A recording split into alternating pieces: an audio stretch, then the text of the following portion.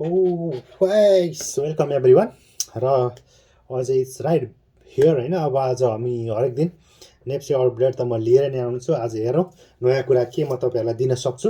म पनि खोजेर तपाईँहरूलाई दिने प्रयास मेरो जारी नै छ। र हिजो एउटा सानो करेक्सन पछि आज फेरि नेप्से लगभग 14.57 अङ्क बढेको छ र आज 2528.95मा नेप्से गएर अन्तिम बन्द भइसकेको छ। र आज मार्च 23 तारिक हो र आज मङ्गलबार।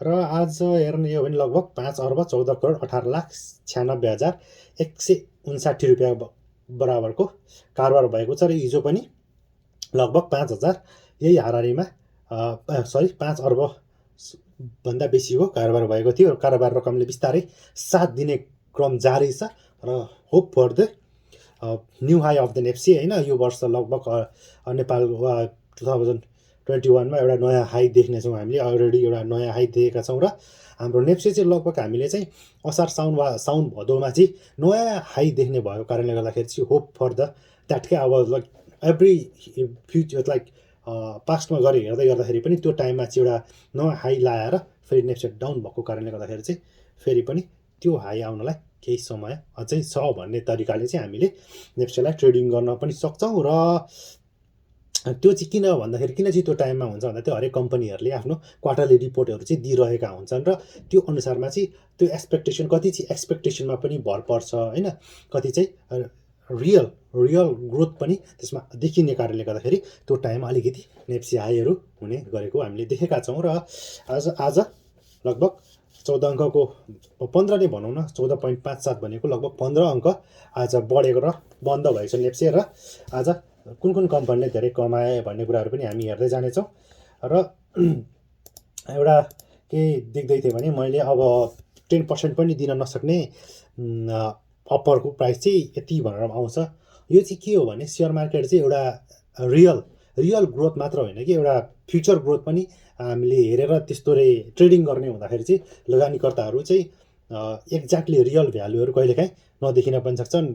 मल्टिपल टाइम्समा त्यो ट्रेडिङ पनि हुनसक्छ। र कुनै चाहिँ हामीले चाहिँ हेर्दाखेरि चाहिँ के भने मल्टिपल टाइम्समा ट्रेडिङ हुँदै गरेको भन्दा पनि अब त्यो टाइममा त्यो मल्टिपल टाइम्समा जाने कम्पनीहरू रोज्न सक्यौँ भने चाहिँ हामीलाई धेरै फाइदा हुन्छ। जस्तो एक्जाम्पल हिजो तपाईँहरूले यदि 300-400 रुपियाँमा अप्पर लिएर राख्नु भएको थियो, लाइक हुन्छ नि फ्युचरमा यसको ग्रोथ योसम्म हुन्छ भन्ने तपाईँले एक्सपेक्टेसन राख्नु भएको थियो, वा यसको यो बिजुली आउँदै गर्दाखेरि चाहिँ सबैजना पोजिटिभ भएर चाहिँ यसमा खरिद गर्छन् भन्ने कुराहरू गरेर राख्नु भएको थियो भने तपाईँलाई डेफिनेटली अहिले 100-200% तपाईँलाई फाइदा भइसकेको देखिनेछ। र र आज एसटिजी साल ट्रेडिङ कर्पोरेसनको 10%ले आज बढेर 11,500 रुपियाँ भएको छ। र सिजिएच फेरि आज पनि अराउन्ड सर्किट लेभलमा कारोबार भएको छ, 9.98%ले कारोबार भएको छ। त्यस्तै आरएचपिएल रसुवागढी पनि, यो रसुवागढी हाम्रो चाहिँ के देखिन्छ भने अप्पर सँगसँगै रसुवागढी र सान्जेन पनि यसलाई फल वान गरेको देखिन्छ। र त्यसैले आज रसुवागढी 9.97%ले बढेको छ। केपिसिएल हेर्ने हो भने 9.96, सान्जेन पनि 9.94%, त्यस्तै वोमी माइक्रो फाइनेन्स 9.93%, अप्पर पनि 9.92% र 798 लगभग 800 पुगिसकेको छ। त्यस्तै अर्को रैराङ हाइड्रो पावर पनि 9.89%, एसएलबिएस पनि आज लगभग 8.35% भएर सूर्योदय लघु वित्तीय संस्था पनि 8.35%ले बढेको देखिएको छ भने राष्ट्रिय बिमा कम्पनी लिमिटेडको प्रमोटर सेयर 6.67%ले बढेको देखिएको छ। र लुजर्समा हेर्ने भने PMHPL, Panchakanya Maya hydro power -4.15, Saptakoshi development bank -3.61, HPPL Himalayan power partner -3.13 र एएचपिसी -2.69, युएफएल -2.09, युएनएल युनिभर Nepal limited -1.99%, Goeshwari merchant bank limited -1.86% र सिद्धार्थ डेभलपमेन्ट डिभेन्चरको 2082 -1.83%, एनआइसी एसिया ग्रोथ फन्ड पनि -1.83% र एमएलबिएल यो हेर्नु भने महालक्ष्मी विकास ब्याङ्क पनि -1.83%ले आज घटेको छ उहाँहरूको सम्पत्ति। र तपाईँहरूको पनि पोर्टफोलियो यस्ता छन् भने आज घटेको देखिनेछ। त्यस्तै निफ्रा हेर्ने हो भने आज लगभग सबैभन्दा धेरै कारोबार भएको छ। ओके, 52 करोड बराबरको कारोबार भएको देखिनेछ। ओके, त्यसपछि अप्पर रहेको छ त्यसपछि एनबिबी लगातार एनबिबीको पनि धेरै नै कारोबार भएको देखिरहेको छ पछिल्लो क्रममा। अस्ति बिचमा नबिलसँग चाहिँ अब मर्जमा जाने एउटा हल्लाले गर्दा पनि एनबिबीको प्राइस पनि बढेको थियो र कारोबार त्यो दिनबाट धेरै नै कारोबार बढेको देखिरहेको छ। त्यसपछि एनएलआइसी नेपाल लाइफ इन्सुरेन्स, आरएचपिएल रसगढी पनि आज धेरै नै कारोबार भएको छ। एसटिसी साल ट्रेडिङको, एनयुबिएल पनि धेरै नै कारोबार भएको छ। मेरो माइक्रो फाइनेन्स, एसआइसिएल शिखर इन्सुरेन्स पनि धेरै कारोबार भएको छ र एकेपिएल पनि आज धेरै कारोबार भएको 10 मोस्ट ट्रेडेड कम्पनीहरूमा देखिएको छ।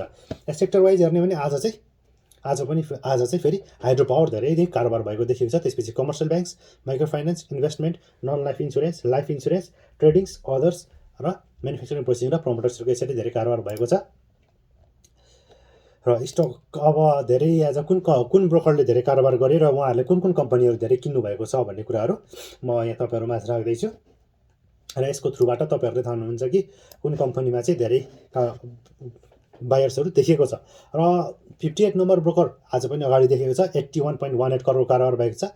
एसआइसिएल बेचेर एनबिबी धेरै किन्नु भएको देखिएको छ, त्यसैले नै एनबिबीको पनि धेरै कारोबार भएको देखिएको छ।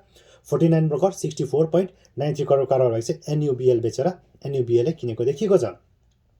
49 नम्बर ब्रोकर हेर्ने 51.11 करोड कारोबार भएको छ। निफ्रा बेचेर निफ्रा नै किन्नु भएको देखिएको छ। 44 नम्बर ब्रोकर हेर्ने भने 35.53 करोड कारोबार भएको छ। एनबिएल बेचेर अप्पर किनेको देखिएको छ। 38 नम्बर ब्रोकर हेर्ने भने 34.18 करोड कारोबार भएको छ। एसटिसी बेचेर आरएचपिएल किनेको देखिएको छ। 34 नम्बर ब्रोकर हेर्ने भने 31.74 करोड कारोबार भएको छ। निफ्रा बेचेर निफ्रा नै किनेको देखिएको छ। र 55 नम्बर ब्रोकरको पनि 31.07 करोड कारोबार भएको छ र यसमा निफ्रा बेचेर निफ्रा नै किनेको देखिएको छ। र 6 नम्बर ब्रोकर हेर्ने भने 30.70 कारोबार भएको छ। एनबिबी बेचेर एनबिबी नै धेरै किनेको देखिएको छ। र 57 नम्बर ब्रोकर हेर्ने भने 25.57 करोड कारोबार भएको छ। निफ्रा बेचेर निफ्रा नै किन्नु भएको छ। यसरी नै अरू कम्पनीहरू पनि यसरी नै ट्रेडेड भइरहेको देखिएको छ। र आज हेर्ने हो भने बुटवल पावर कम्पनीले चाहिँ पिपिएस साइन गरेको रहेछ। उहाँहरूले सब्सिडियरी कम्पनी कुनमा लगानी गर्नुभएको रहेछ हेरौँ। 135 मेगावाटको Manang Marsyangdi hydro power project चाहिँ को लागि चाहिँ पिपिएको चाहिँ गर्नुभएको छ। त्यसैले यो 2025मा कम्प्लिट हुने भनेर सुरु गर्नुभएको रहेछ। र बिपिसिएलको चाहिँ एउटा सब्सिडियरी कम्पनीले चाहिँ आज पिपिए गरेको देखिएको छ। र यसरी नै मेन भनेको यसरी न्युजको आधारमा चाहिँ कम्पनीहरू पनि बढ्ने गर्दछ। भलै 2025 धेरै पछाडि भइसक्यो नि आजबाट नै यसरी सेयरहरू चाहिँ अगाडि बढ्ने देखिएको छ। जस्तै हामीले अप्पर पनि केही समय धेरै अगाडिदेखि नै अप्परको पनि ट्रेडिङमा हेर्ने हो भने सेयर बढ्दै गएको देखिएको थियो। ओके,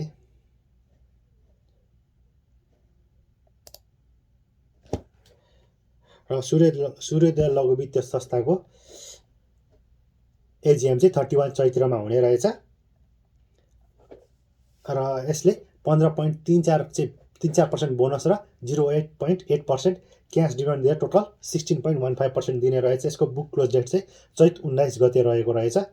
र यसको चाहिँ 30% एफपिओ ल्याउने भन्ने कुराहरू पनि चलिरहेको हुँदाखेरि चाहिँ आज यसको प्राइस पनि बढेको देखिन्छ। चैत 19 यदि तपाईँले चैत 19 भन्दा अगाडि वा चैत बुक क्लोज डेट चैत 19 भनेपछि चैत 19 गते भन्दा अगाडि तपाईँले यदि सेयर किन्नुहुन्छ भने तपाईँले यसको 16.15% डिभिडेन्ड प्राप्त गर्न सक्नुहुनेछ।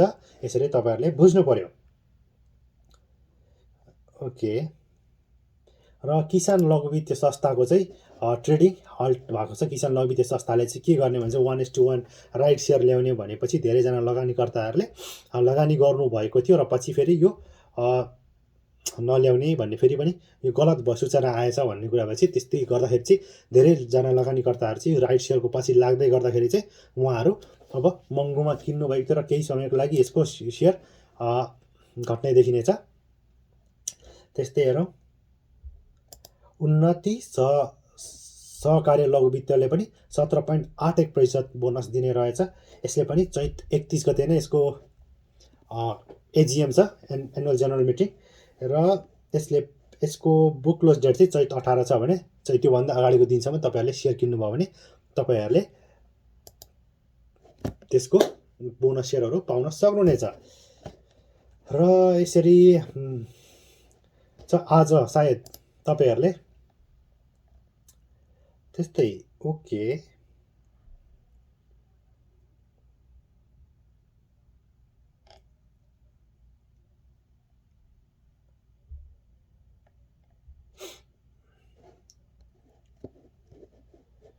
र अरू थप टप न्युजहरू के छ भन्ने कुराहरू म खोजिरहेको छु र तपाईँहरूमा सेयर गर्ने म प्रयास गरिरहेको छु। र रुरु जलविद्युत परियोजनाले चाहिँ लोकलको लागि चाहिँ 30 किता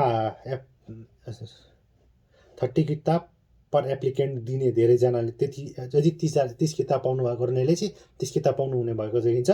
र यसको चाहिँ हामी पब्लिकलाई चाहिँ जो चाहिँ स्थानीयवासीभन्दा बाहेक हामी पब्लिक छौँ, हामीलाई चाहिँ प्रिमियम 120 रुपियाँको प्रिमियममा चाहिँ 4,07,706 किता हामीमा आउँदैछ। र यसरी तपाईँहरूले यसको लागि यसको लागि पनि तपाईँहरू रेडी हुनु होला। अब फेरि पनि रुरु जलविद्युत परियोजना पनि आउँदैछ। यो किन प्रिमियममा आउँछ भन्ने कुराहरू चाहिँ तपाईँहरूले बुझ्नु भएको छ भन्ने मलाई लाग्दछ। यदि बुझ्नु भएको छैन भने चाहिँ किनभने चाहिँ यो चाहिँ अलरेडी कारोबार मतलब प्रफिटमा गइसकेको वा धेरै समयदेखि उहाँहरू चाहिँ अलरेडी लिस्टेड मतलब प्रोडक्सनमा गइसक्नु भएको कारणले गर्दाखेरि चाहिँ प्रिमियममा आउने गर्दछ। यसरी उहाँहरूको एउटा ब्रान्ड भ्यालु, उहाँहरूको प्रफिटहरू चाहिँ बाँड्नलाई उहाँहरूले थोरै आफूलाई ब्रान्ड पनि एड गर्नुहुन्छ। त्यसले नै हामीले त्यो बुझ्नुपर्छ। र नागरिक स्टक डिलरले 29वटा कम्पनीको सेयर खरिद बिक्री गर्न पाउने भएको रहेछ।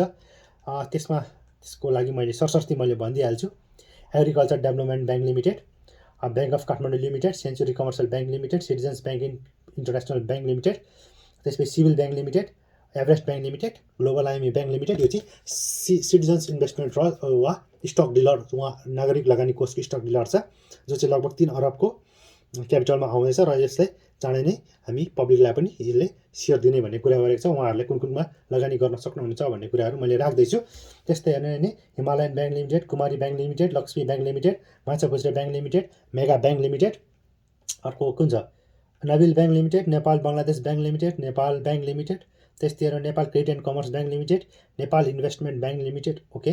त्यसपछि Nepal SBI bank limited, NIC Asia, NMB bank limited, Prabhu bank limited, prime commercial, Sanima bank limited, Siddhartha bank, standard charter र अर्को ओके सनराइज ब्याङ्क लिमिटेड देखिएको छ।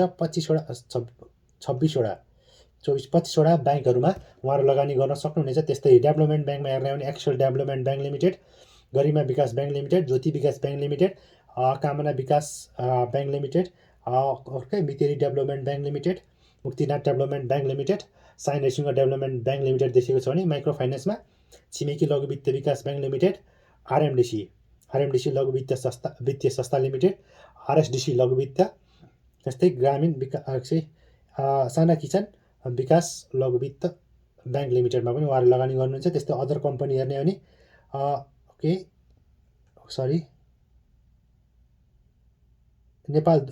एनटिसी रहेछ, नेपाल दूरसञ्चार कम्पनी लिमिटेड र अर्को तारागाउँ रिजेन्सी होटलमा पनि उहाँहरू लगानी गर्नु सक्नुहुने रहेछ। र योभन्दा अरू कम्पनीहरू पनि उहाँहरूले ट्रेड गर्नु पाउनुपर्छ भन्ने जस्तो पनि मलाई लाग्छ। किनभने यति मात्र लिमिटेड मात्र दिएर चाहिँ हामीले सोचे जस्तो स्थायित्व नहुन पनि सक्छ। त्यसैले उहाँहरूलाई चाहिँ यसरी 39वटा वा तोकेर भन्दा पनि उहाँहरू त्यसो भन्दा यो कम्पनीहरू मात्र त बढ्ने भयो नि त, होइन र? कुनै बेला मानौँ तपाईँलाई निफ्राको पनि किन्न पाउनु पऱ्यो, एनआरआइसी पनि किन्न पाउनु पऱ्यो, अझै धेरै इन्सुरेन्सहरूको त एउटा पनि नाम आएको छैन, उहाँहरू त्यो पनि त किन्न पाउनु पऱ्यो नि त, होइन र?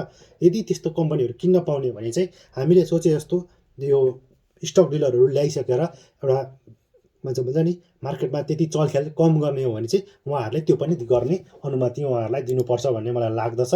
किनभने यसरी तोकेर गर्दाखेरि भोलि यति मात्र कम्पनीको सेयर हाई हुने र अरूको डाउन हुनेछ। ओके।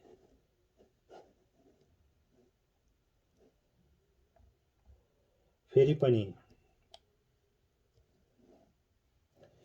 ब्याङ्कहरू चाहिँ 27वटा वाणिज्य ब्याङ्कले 38 खर्ब 40 अरब रुपियाँ निक्षेप सङ्कलन गरेर 34 खर्ब 45 अर्ब रुपियाँ कर्जा लगानी गरेका छन्। ओके, बिस्तारै बिस्तारै उहाँहरूले पनि निक्षेपको ब्याज दरहरू बढाउने क्रम देखिएको छ। त्यसैले मैले फेरि भनिसकेको छु, अलिकति अवेर हुनु होला। यदि तपाईँहरूले चाहिँ इन्ट्रेस्ट लिएर चाहिँ लगानी गर्दै हुनुहुन्छ भने तपाईँहरू जस्तो मान्छेहरू चाहिँ अब चाहिँ अवेर हुने बेला भइसकेको छ। र ओके, अरू थप हेर्दैछु म। ओके,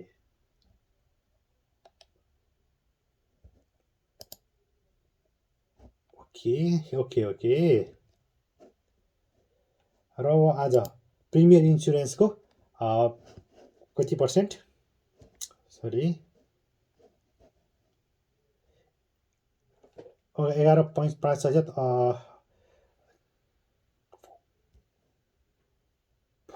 को बुक क्लोजको लागि आजबाट 4 गते मङ्गलबार आज अन्तिम दिन रहेछ। यदि तपाईँहरूले आज किन्नुभएको प्रिमियर इन्सुरेन्स किन्नुभएको छ भने तपाईँले 11.5% यसको डिभिडेन्डहरू पाउनुहुनेछ।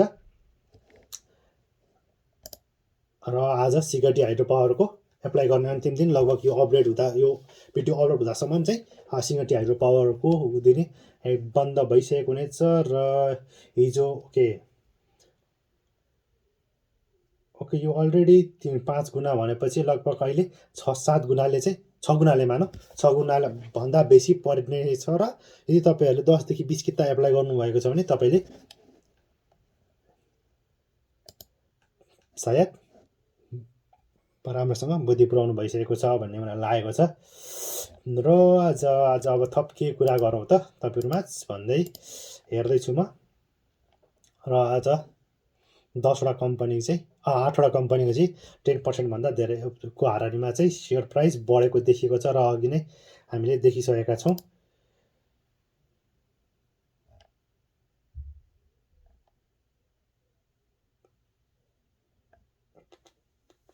ओके,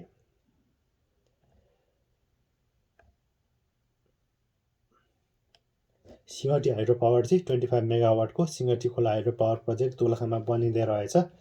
यो चाहिँ कहिले कम्प्लिट भइसकेपछि उहाँहरूको सिइओहरूबाट पनि केही कुराहरू आएका थिए कि हामी चाँडै नै 8% दिन सक्छौँ भन्ने कुराहरू पनि आएको थियो। र आज हिजो मैले सायद हिजो पनि भनेको थिएँ, एनएलजीको प्रमोटर सेयर कन्भर्जनको लागि पनि कुरा भएको रहेछ। त्यसपछि बुटवल पावर कम्पनी लिस्टिङ भएको रहेछ। हामीले केही समय अगाडि चाहिँ कुन कुन कम्पनीहरूको डिभिडेन्ड हिस्ट्री हेरि पनि राखेको थियौँ। केही समय अगाडि रोकेर अरू विभिन्न कुराहरू तपाईँहरूमाझ सेयर गरिरहेको छु म।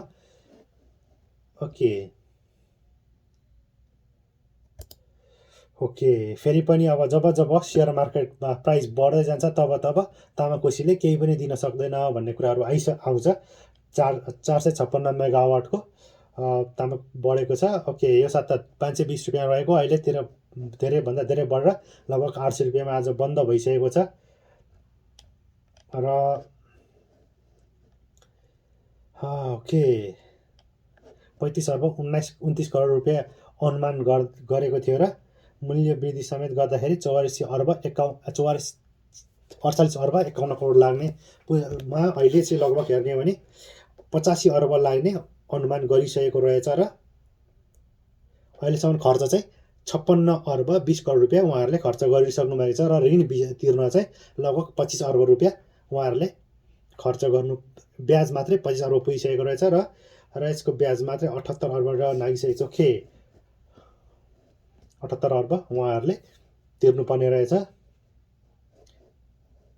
र हरेक वर्ष उहाँहरूमा 5 अर्ब उहाँहरूमा इन्ट्रेस्ट वा दायित्व ऋण बढ्ने देखिएको रहेछ। ओके,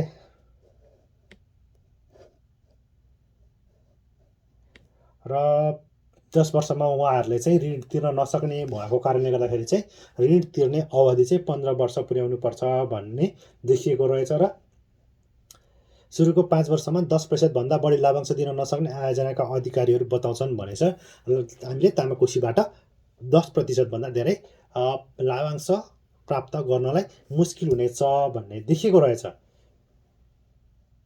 र तामाकोसीले 22 मेगावाटको रोल वालिङ आयोजना अगाडि बढाउने उहाँहरूले योजना सार्नु भएको रहेछ। र यसको पिपिए पनि भइसकेको छैन। पिपिए भएको छैन भने चाहिँ हामीले खासै यसलाई दिन पर्छ जस्तो लाग्दैन। यसले तामाकोसीले वार्षिक 2 अर्ब 28 करोड 10 लाख युनिट ऊर्जा उत्पादन हुने रहेछ।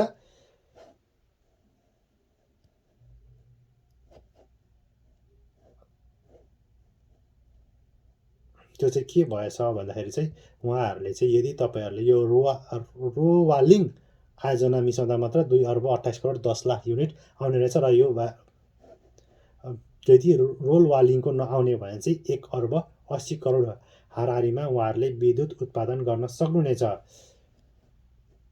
र यस वर्ष यसबाट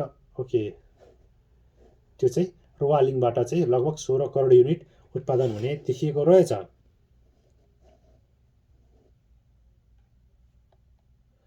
2 अर्ब 44 करोड 80 लाख युनिट उत्पादन गर्नलाई चाहिँ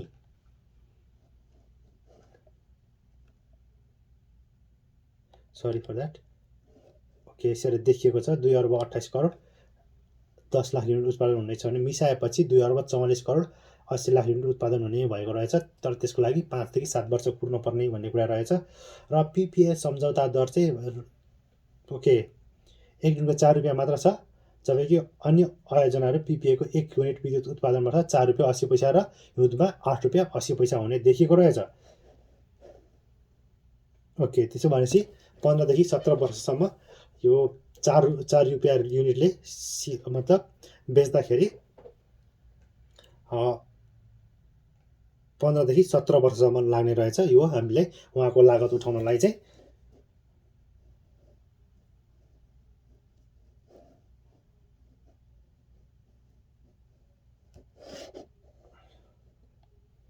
तर 4 रुपियाँ तामाकोसीबाट 4 रुपियाँमा किनेको बिजुली चाहिँ विद्युत प्राधिकरणले 9 रुपियाँमा बेच्ने रहेछ। र विद्युत प्राधिकरणले चाहिँ 10 देखि 12 अर्बसम्म कमाउने रहेछ। र तामाकोसीले लगभग वार्षिक रूपमा 9 अर्ब रुपियाँ उहाँहरूले आम्दानी गर्नुहुने रहेछ। सञ्चालन र मर्मत सम्हार भरपर खर्चहरू घटाउँदा लगभग वार्षिक रूपमा 8 अर्ब रुपियाँ सभा ब्याज दिन सक्नेछ। यसरी 8 अर्ब रहेछ।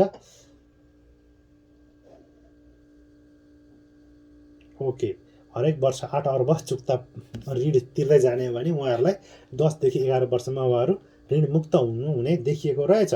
त्यसैले चाहिँ कम्पनीले चाहिँ 15 वर्ष ऋण तिर्नलाई चाहिँ माग्ने भन्नेहरू देखिएको छ।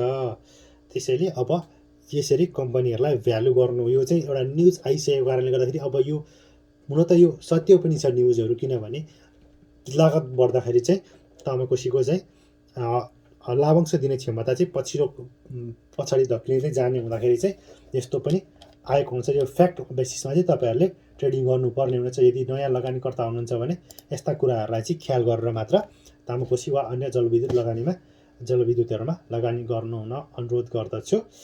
र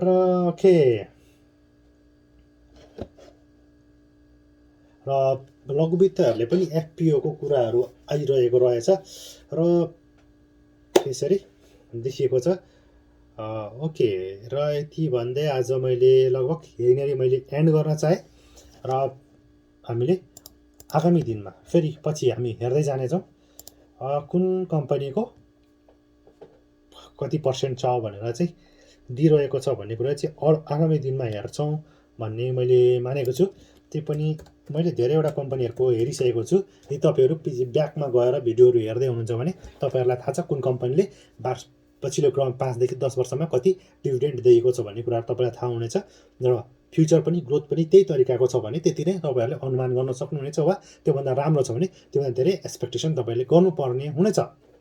त्यो आधारमा तपाईँले स्टक मार्केटमा लगानी गर्न सक्नुहुनेछ भन्दै मैले अब यति नै अन्त्य गरेँ। अझै पनि धेरैवटा कम्पनीहरू अन्डर भ्यालु देखिएका हुनेछन्, त्यो चाहिँ तपाईँहरूले खोज्नुपर्ने छ। अन्डर भ्यालु चाहिँ कसरी भन्दाखेरि चाहिँ लगभग ब्याङ्कहरू हेर्ने चाहिँ जसको पिई रेसियो चाहिँ एराउन्ड 15 को हाराहारी वा 15 भन्दा कम छ, त्योहरूलाई चाहिँ हामीले अन्डर भ्यालु रूपमा मानेर चाहिँ ल यो कम्पनीहरू चाहिँ यति टाइम्स अब बढ्न सक्छ भन्ने तरिकाले चाहिँ तपाईँहरूले किन्न सक्नुहुनेछ। मैले फेरि हिजो पनि भनेको छु जुन चाहिँ 300 to 400 वा त्यसको रेन्जमा छ कम्पनीहरू, त्योहरू किन्दाखेरि तपाईँलाई रिस्क चाहिँ कम हुन्छ भन्ने मात्र हो। तपाईँले कमाउने भनेको कति भनेको चाहिँ त्यो चाहिँ तपाईँहरूमा अनुमान हुनेछ, तर रिस्क चाहिँ थोरै बियर गर्न सकिन्छ भन्ने कुराहरू चाहिँ मैले लेखेको भनेको थिएँ।